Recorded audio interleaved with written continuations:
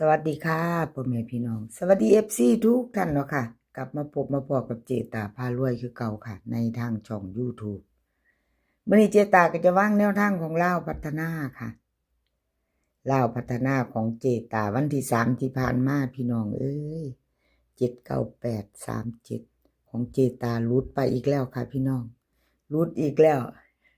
มีเสียงเว้าว่าละเจตาเจ้าว่าติ กับขอโทษขออภัย FC ค่ะหลุดอีกแล้ว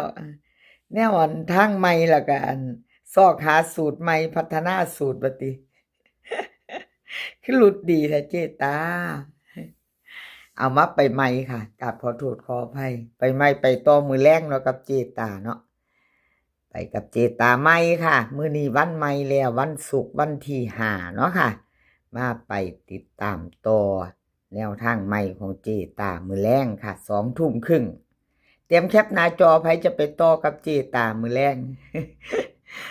อย่าว่าเด้อ FC โอ้ยบ่ไปนำดอกเจตาเจ้าหลุดดูว่าติ ไปนำแน่ค่ะไปนำแน่บ่มีแนวแน่นอนเด้ค่ะ อะไรก็เกิดขึ้นได้เนาะมื้อแลง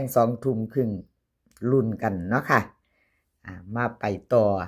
วิ่งรูดของเจตา6กับ1ค่ะ2ตัว4หาง63 62 15 16เบิ้ลค่ะ66กับ11 3ตัวค่ะ2หาง162 115ค่ะวิ่งรูดเจตาให้6กับ1ค่ะ2ตัว4หางนี่ก็เน้น2หาง62กับ15ค่ะเน้นหางเดียวค่ะ162ไผจะไปต่อกับเจตามื้อแลงแคปหน้าจอค่ะพี่น้องแคปหน้าจอ FC เจตา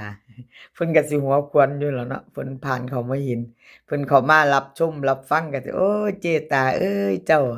หลุดต่อกันหลายงวดโพดว่าติ ขอโทษขออภัยค่ะพี่น้องหลุดแล้วหลุดเลยเนาะหลุดแล้วหลุดเลยขออภัยหลายๆก็บ่เป็นหยังเนาะค่ะเลขทุกตัวเอามาวางเพื่อเป็นแนวทางโปรดใช้วิจารณญาณในการรับชมเป็นอย่างสูงค่ะมาไปต่อไปมือแรงค่ะไปใหม่เนาะไปต่อเป็นของใครชอชัยชาญค่ะชอชัยชาญก็หลุดไปคือกันค่ะพี่น้องกราบขอโทษขออภัย FC ค่ะ FC ชอชัยชาญเนาะผู้เพิ่นตามติดตามกันหลุดไปเนาะค่ะ2งวดขอโทษขออภัย FC แทนชอชัยชาญค่ะหลุดแล้วหลุดเลยเนาะให้เบิ่ง2งวดมาไปใหม่มื้อนี้ค่ะชอชัยชาญตามต่อกับขอบคุณชอชัยชาญค่ะที่ให้แนวทางมาว่างทางช่องของเจตาเนาะกราบขอบพระคุณเป็นอย่างสูงค่ะเอามาลุ้นต่อกับเพิ่นชอชัยชาญลาวพัฒนาค่ะวิ่งรูดเพิ่นให้มา2กับ6 2ตัว4หางค่ะ28 29 61 62เบิ้ลค่ะ22 66 3ตัวค่ะ3หาง261 629 628ค่ะวิ่งรูดเด่น2กับ6ค่ะทอกัน2กับ6 2ตัวค่ะเน้น2หาง28กับ61 3ตัวเน้นหางเดียวค่ะ261แคปหน้าจอค่ะพี่น้องไปจะไปต่อกับช่อชัยชาญกับขอบคุณช่อชัยชาญค่ะที่ให้แนวทางมาบ้างทางช่องหัวจีตาเนาะกับขอบคุณเป็นอย่างสูงมาไปต่อค่ะ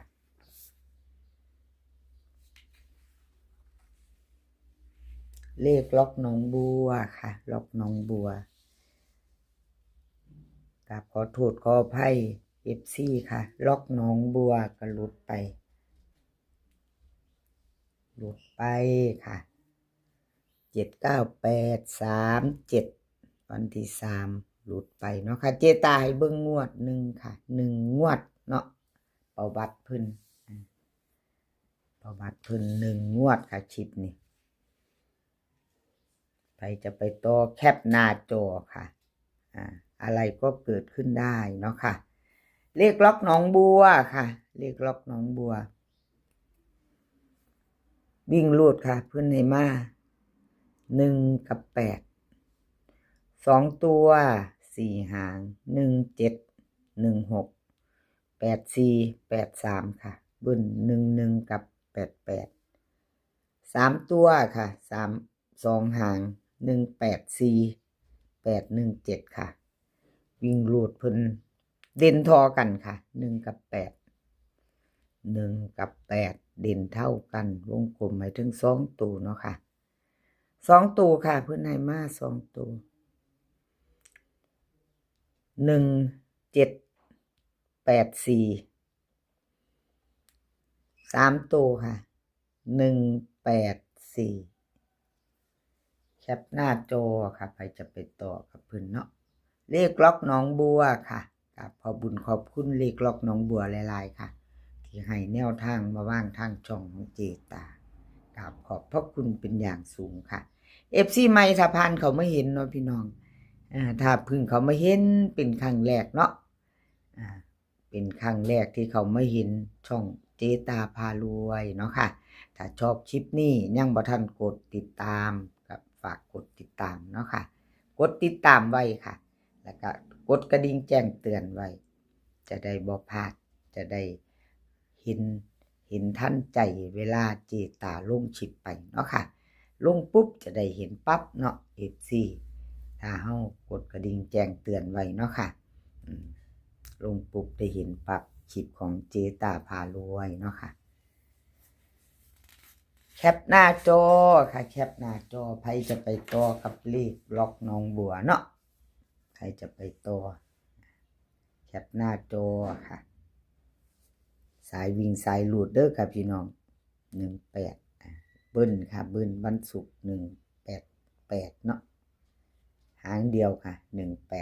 184แคปหน้าจอค่ะ